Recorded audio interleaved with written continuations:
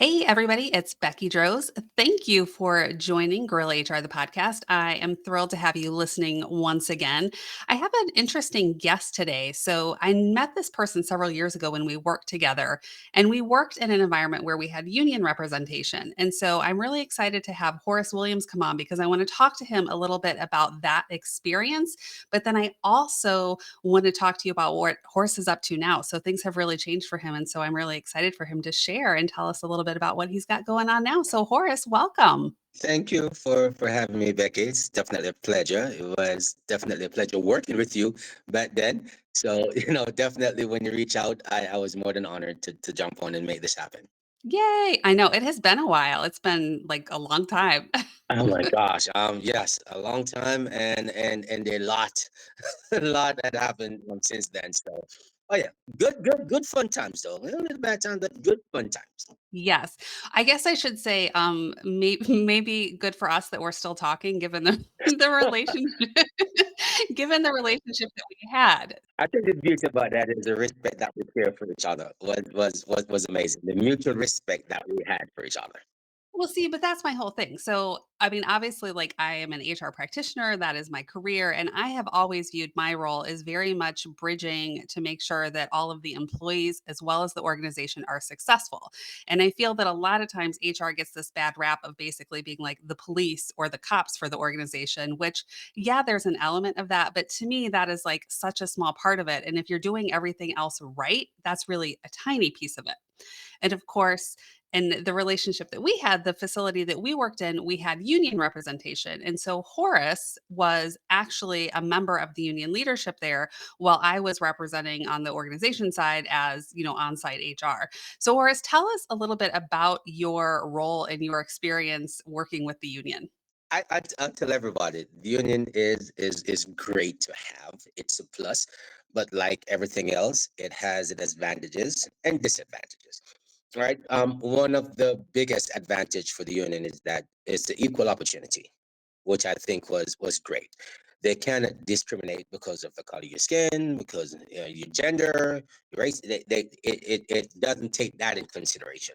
So I guess being in the union, that was a big plus for me to know that regardless. Yeah, I'm from Jamaica, right? So I guess for me, Becky, is the equal opportunity that being in the union it allows you. So it doesn't care as long as you perform the way you need to. The person, white or black, you get the same money. So I know it wasn't a hush hush of how much this person make, how much that person make. If you're up to par and you're doing what you need to be done, hey, there's just no discrimination. So I love the union for that fact. Yeah. And the reality is employers should also be non-discriminating, one, because it's the right thing to do. And of course, we have regulations around it, but definitely in support of programs and actions that make sure that we are not discriminating against people and that we are treating the same, again, if they're performing and living up to the same level, for sure. So, anybody who's listened to my podcast knows that I am a big crazy liberal and I am often like doing things that are very much in support of people and support of workers. And so I will say that even in my own past, unions are a place where I have tend to shift a little bit and I have been more on the conservative side of things where I always had this perception of like, well, why do you need a union? There are so many workers' rights, there are so many regulations, and there are things that are out there to protect the workers. And so I have always been like, why would you want somebody else representing you? Why would you want somebody else getting all up in your business? Like, why don't you go in and ask for the money you want? Why don't you go in and ask for the things that you need? And I have to say, like, my opinion has definitely shifted over time. Part of that in the experience that we had, and then part of it just given our current environment, where I'm like, now I'm like, all right, all you little fish, like, we need to band together, right? So I have a shift there, but I still very much wanna see, like, the win-win. I still hate this whole adversarial aspect of, like, the company versus the workers. Like, we should all be winning. Everybody should be successful, and it drives me nuts that, like, that's not what we're after. Do you think that when we look at workplaces like that am I wrong? Am I right? From your perspective, and you got to understand, Becky, there's only one Becky. All right. So I think the plus is when it comes to you, you think logically. So when even before anything happened, you could say, This makes sense. This makes sense. This makes sense," and we would agree. But let us look at it from a different point of view, from someone that is not great. And I've dealt with a lot of people in the work that didn't even know how to put a sentence together somewhat. So if you're looking for that individual to come and sit and negotiate their pay rate, it would happen.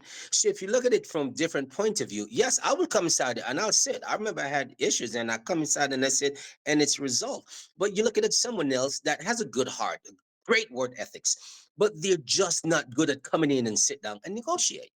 So that's where the union comes in and help that individual, and it makes a big difference for folks like that. So yes, I see what you're saying. Yes, why they can't come in and talk to me, and but we are also been into negotiations where we have to twist arms and act like we're fighting to get 25 cents. So so if Yeah, you stop yeah, and yeah. think about it, right? How you have a panel representing you, and it is so hard to get 25 cents comparing to you just going in, sit and talk to someone. Yeah. Okay. So you've already made one really good point, and that is thinking about, I guess I have the perspective again of like, I'm not looking like, depending on what the job is, like, I'm not expecting the person to come in and be able to like have these like fully formed, well thought arguments and discussion points. Like it's like if you're coming in and the job you need to do doesn't necessarily require that skill, then I don't expect you to have that skill. And I'm not looking for you to have that. But I can see your point that that person may also have a hard time then coming in and saying, well, here's what I think is fair. Here's what I think is something that I've earned. Just not necessarily have the language to do that. So that's yeah, I hadn't really thought about that. Let's keep it real because I've worked with about 7 HR individuals, right? And every one of them are different. Oh, of course. Okay, so back to my point. While you think and you say, because to be honest, you're plus. When we could come in and sit back and be like, you know what, that makes sense. We cut a whole 2 days in 30 minutes. But on the flip side, you got folks that it will take a whole week because the same position you should be thinking the same way and the same topic, and it just takes 2 weeks instead of 30 minutes. So it has a lot to do with the individual that sits in the seat and dealing with the situation as well. That plays a big role. For sure. And it didn't even occur to me that I probably should do just a little like we should do a little general education for people because I think that there are a lot of people, especially as union membership has gone down. And the US today, union membership is only like 10%. So essentially, when you have union representation, that means that you are engaging in the collective bargaining process. So instead of having individuals come and say, these are the wages, the working conditions, et cetera, you have representation that you have chosen that's working with the company to help negotiate and come to all of these different agreements. So, I mean, at the most basic level, that's what we see when we have that in place. Let me ask you this. So we have seen over the past couple of years, there has been a big increase in the number of organizations that are filing union petitions. So last year, and I can't remember the exact statistic, I should have looked it up. It was like more than a 50% increase in the number of petitions to the National Labor Relations Board for unionization or to at least hold votes. This year it's down a little bit, but it's still significantly higher than we've seen for quite some time.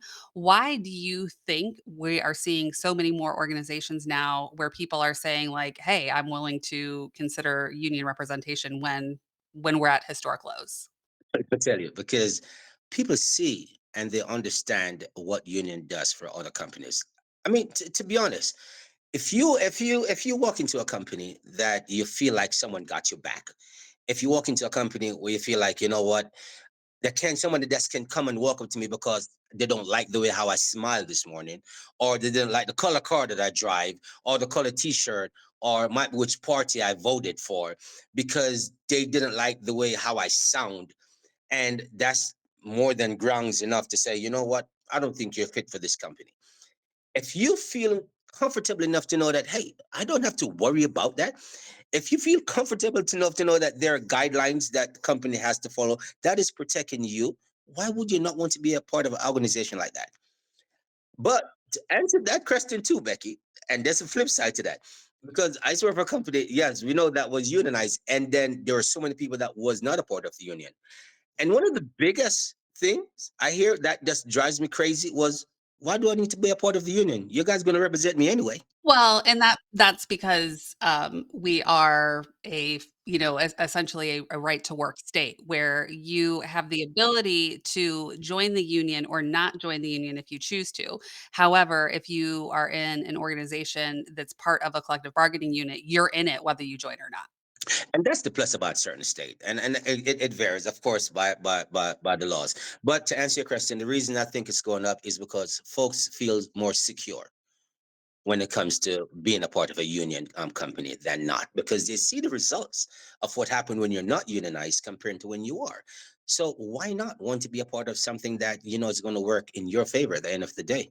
Do you think that there are organizations, though, that do have owners and investors and HR professionals and managers and leaders who can provide some of that same security and who can still recognize good talent and good performance, that people can still get some of those positives without having to go the route of unions? Oh, absolutely. Absolutely. That's a big yes. And one of the thing is even some of these mom and pops companies, you see what I'm saying, that are not huge organizations or crazy international. These companies treat you like family.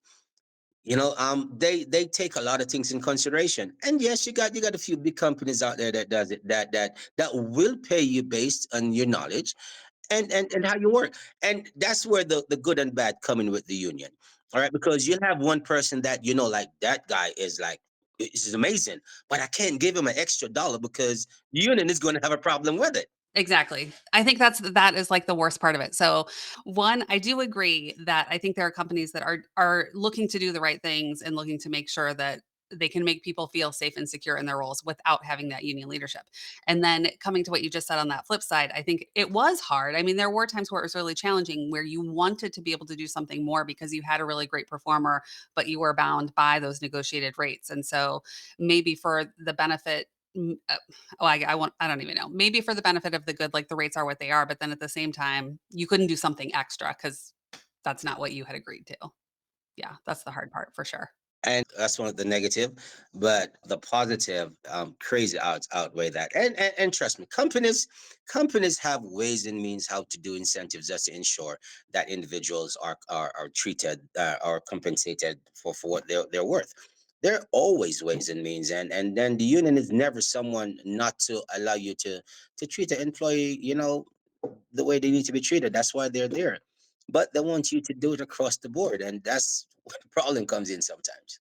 Around some of my circles of other, people in HR roles, like, we've said, like, "Well, if you have a union, you probably deserve it." Like, because you've probably been, I don't wanna say mistreating, but maybe not doing everything above board or not necessarily being fair in some of your decisions where employees felt like, "Okay, well, we're not getting what we need, or the leadership is not hearing us, and so we are gonna seek to have collective bargaining where somebody else is gonna help represent us and speak for us."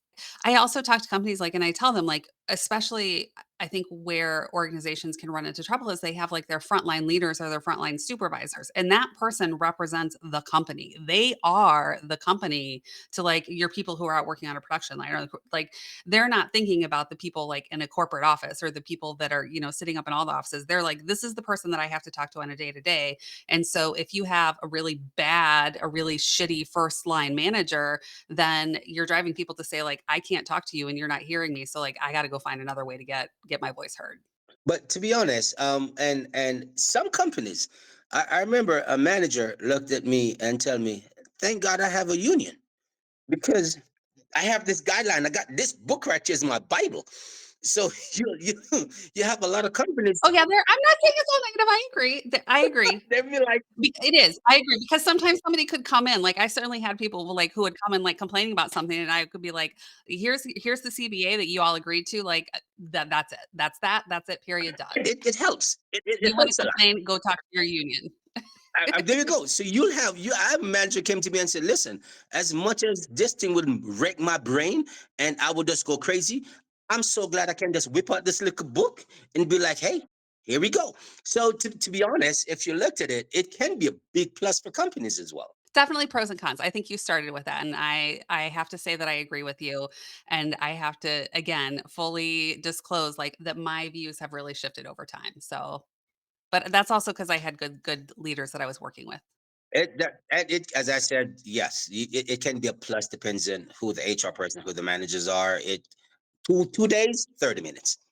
And we're seeing, I've experienced it. I've experienced nice negotiation, and where people are just amazing, and we're in and out, have lunch, and we're good. And I experienced the ones where you're like, Jesus, please don't let me say stuff to get me fired at this table. So I'm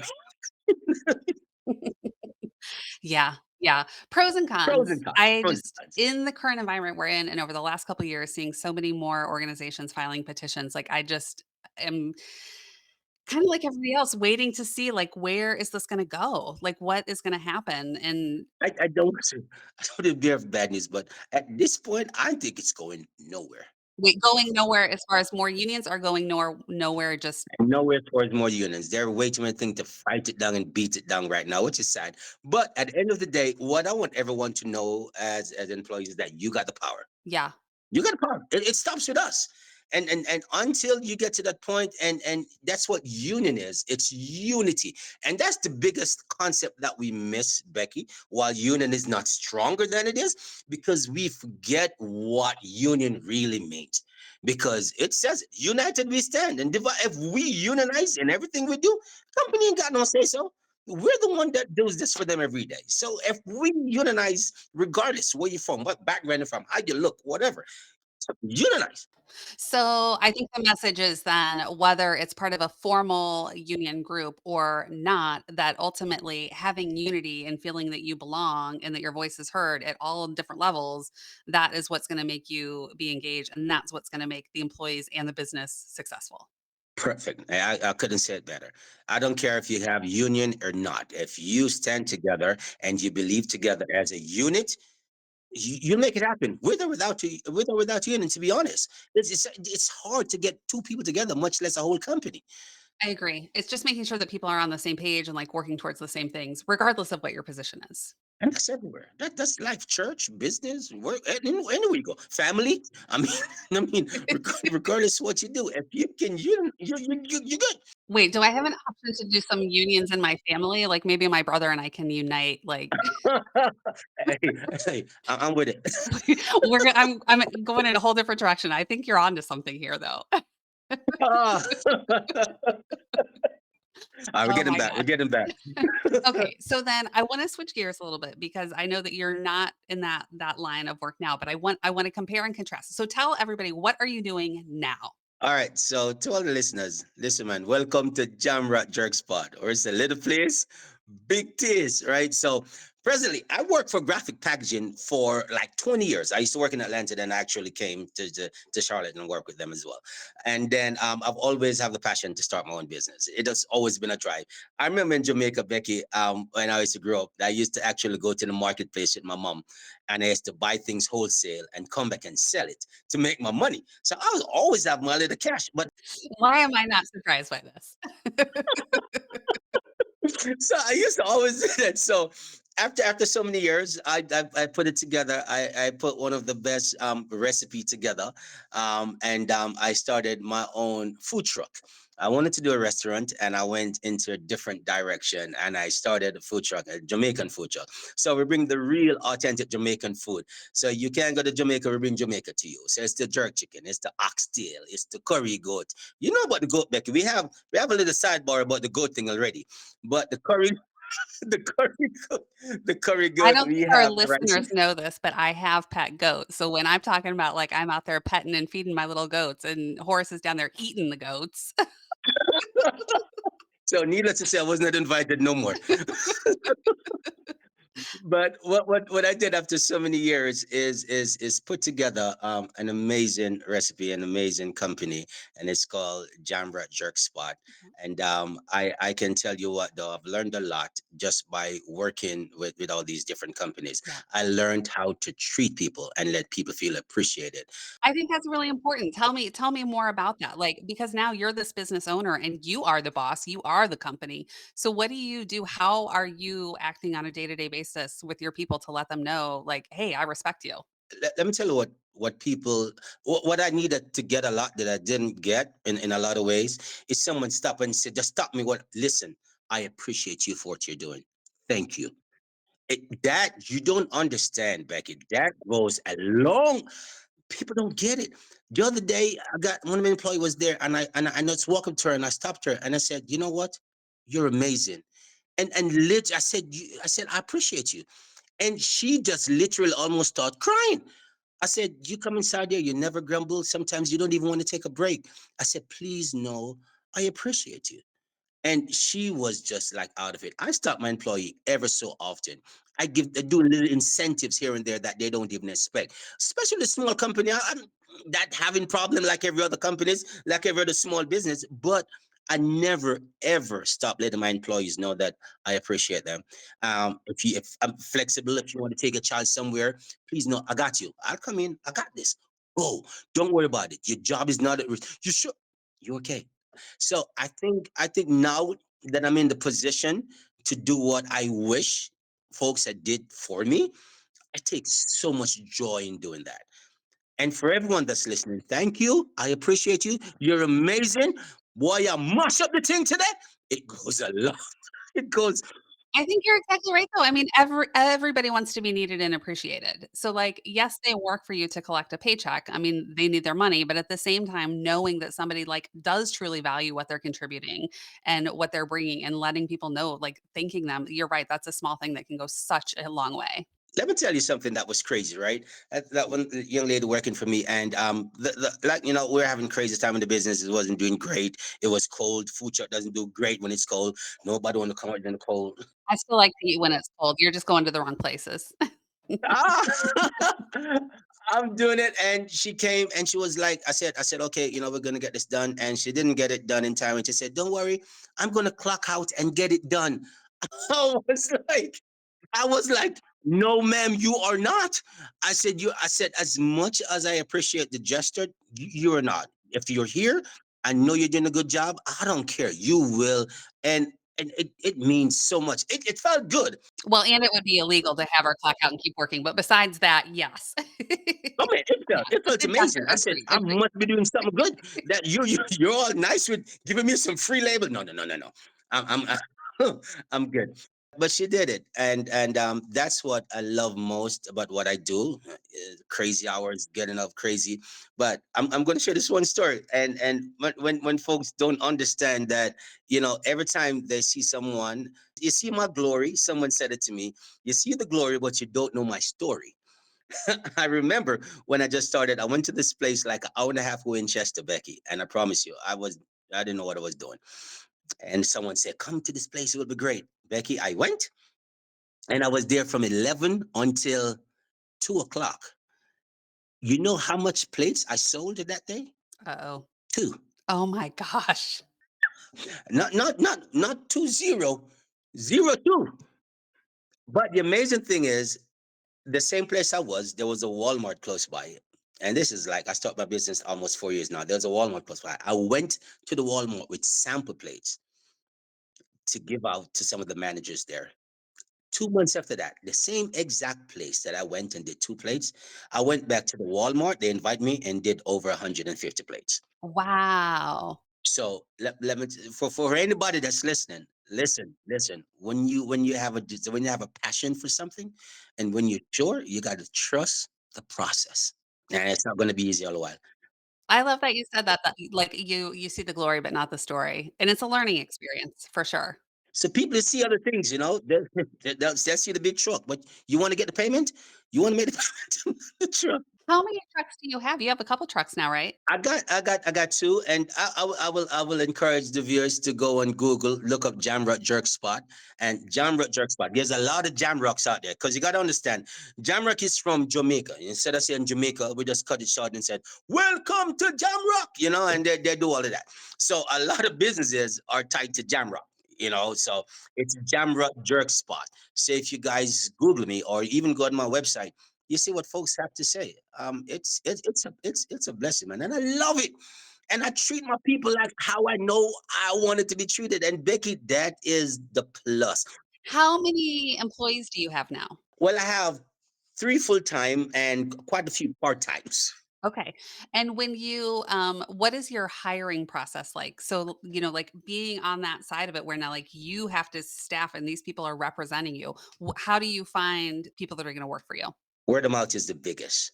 someone that works for me that recommends someone else, like a cousin or someone, because they know what entails, what the job entails, and it gets crazy. I ain't gonna lie. I know why nobody wants to do a food truck. That looks like some hard work. Thank you. I'm just being 100. I don't know why anybody wants to do this unless they really love it. Otherwise, and I've seen people that started that fail in months, and to be thankful, I've had serious conversations sometimes with myself, with my wife, and we talk about it and like, where you at? But yeah, it's work. It's getting up 5 in the morning. You don't get home till 9 sometimes.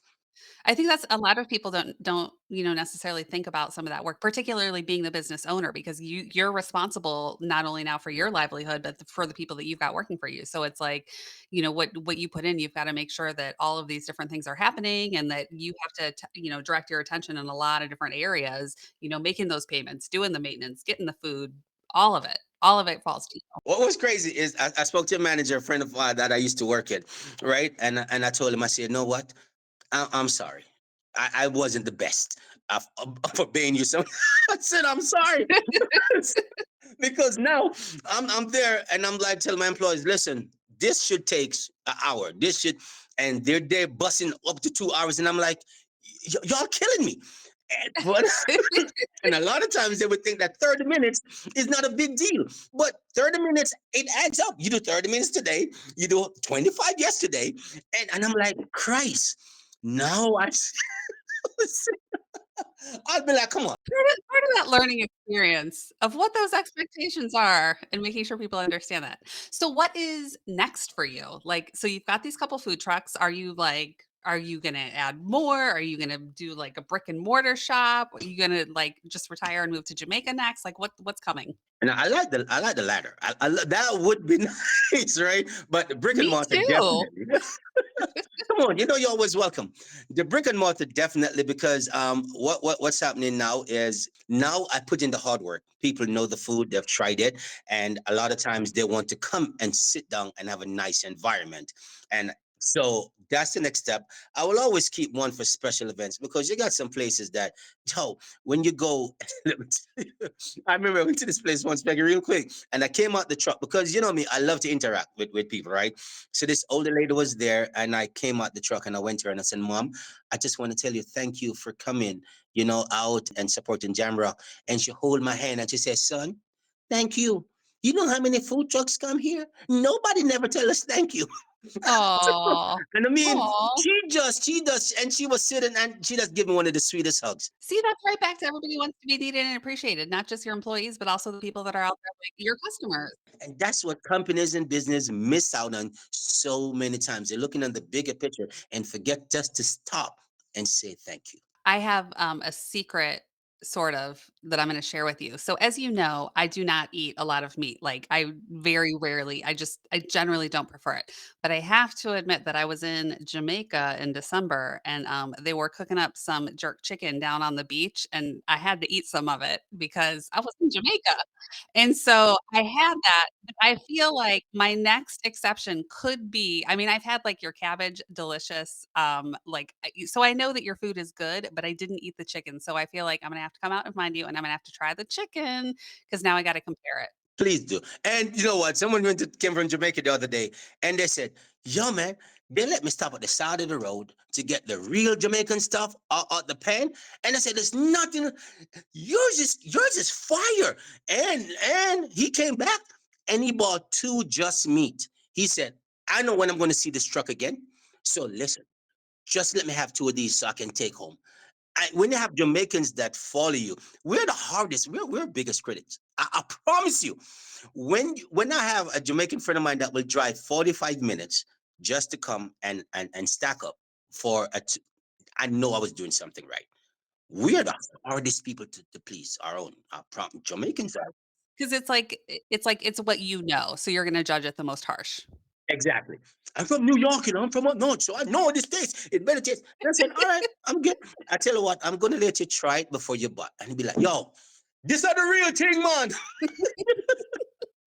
So I think what has come out of this conversation today is that one, I have to come check out the Jamrock Jerk Spot and try the chicken since I hardly ever eat chicken, but since I eat in Jamaica, now I got to come try it from your food truck. And two, the other thing that I think has come out of this conversation is that one, we all want unity and we all want to be working towards the same things and taking care of each other, whether that's our employees or our customers, our coworkers, whoever it is. And so, regardless of whether you have a union or a non union, let's take care of each other. Unity. Unity will say Becky. Unity. And at the end of the day, let everyone know that they're appreciated. Well, Horace, I appreciate you. I appreciate you taking some time out of your busy day, getting all that food ready to come and chat with me. So thank you so much. Listen, anytime, man, just reach out to Jamrock Jerk Spot. You know we got you, Becky. It's a pleasure. Thank you. And it was a pleasure working with you as well. Trust me. You know you can call on me anytime. You good people. Thank you. All right. Thank you, everybody, for listening to another episode of Gorilla HR, the podcast. And we look forward to chatting with you again soon. Have a great day. That's it for this episode of the Gorilla HR podcast. We hope you found some unconventional wisdom and actionable advice to help you in your own HR journey. Remember, we're all working together to build better workplaces. Want to join in the conversation? Send us your questions, stories, and maybe even your own guerrilla tactics to podcast@gorilla-hr.com. And if you enjoyed the show, please like, subscribe, and share with your network. Until next time.